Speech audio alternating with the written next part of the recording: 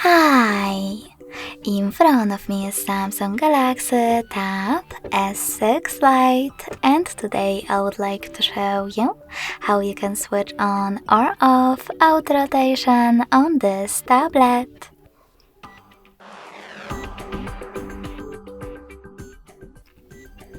First of all, you need to access Tab menu. Now look for Landscape or Auto Rotate icon. When you find one of them, click on it. As you can see, Landscape is over here.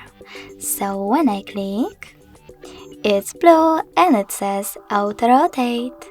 That means that auto rotation is now enabled. But you can always disable it by tapping on Auto Rotate icon until it says Landscape.